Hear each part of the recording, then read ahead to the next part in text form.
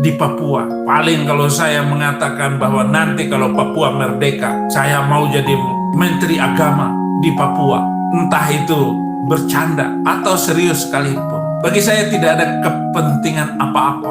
Hanya karena membela kebenaran dan membela keadilan. Itulah bagian yang harus saya suarakan. Kenapa? Karena saya adalah orang Kristen yang sudah mengetahui seluruh model tipologi politik Islam dari zaman ke zaman, bahwa orang-orang Islam tidak akan tulus menguasai satu tempat kecuali mereka akan menghancurkan budaya setempat. Jurnalis Dendi Laksono menulis dalam jurnal Patroli 30 Desember 2020 sebagai berikut.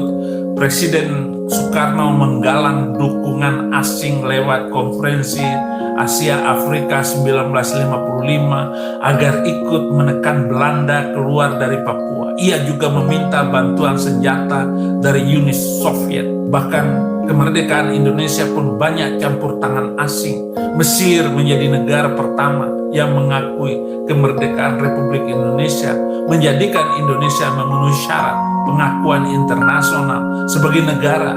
India lalu membantu dengan beras.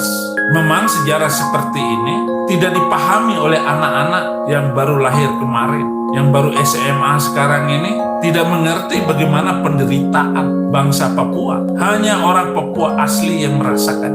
Hamba-hamba Tuhan yang melayani di Papua juga tidak merasakan bagaimana penderitaan orang Papua. Saya sendiri itu langsung masuk setiap kesempatan saya ke Papua, sampai ke Teluk Gondama. Saya melihat bagaimana penderitaan orang Papua di sana, saudara-saudara.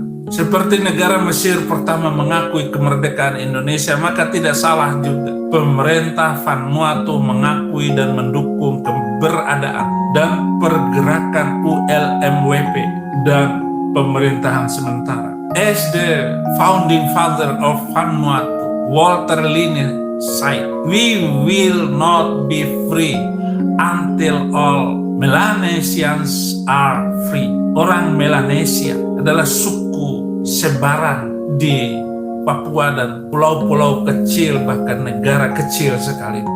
Atau terjemahan bebasnya seperti yang dikatakan oleh Bapak pendiri Vanuatu, Walter Linney, kita tidak akan bebas sampai semua orang Melanesia bebas.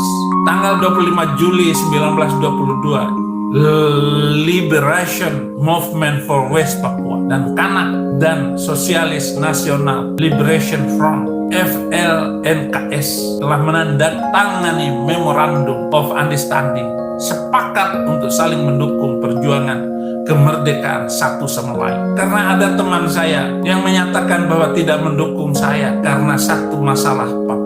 Untuk menghadapi nomor 15 yang saya sebut di atas, ini kemungkinan atau dugaan saya, apakah penguasa kolonial modern Indonesia akan mengutus pesuruhnya Mikmeset bahwa uang banyak untuk menyuap ketua dan anggota PLNKS, karena Mikmeset dipakai atau diobjekkan oleh penguasa kolonial Indonesia untuk head-to-head fighting, berjuang berhadapan langsung dengan ULMWP, forum-forum Pasifik dan negara-negara lain di level global. Rakyat dan bangsa Papua tidak berjuang untuk merdeka karena 1 Desember 1961 rakyat dan bangsa Papua Barat sudah menyatakan kemerdekaan politik. Bukan karena tahun itu beberapa negara merdeka, tidak salah, 4 negara pernah hadir dalam deklarasi kedaulatan itu. Berarti Papua itu sudah merdeka sebelumnya. Ada simbol-simbol atau lambang-lambang bangsa dan negara Papua. Ada wilayah, ada rakyat, ada bendera bintang kejora, dan ada lagu kebangsaan Hai Tanahku Papua. Ada mata uang gulden, ada lambang negara burung mambruk.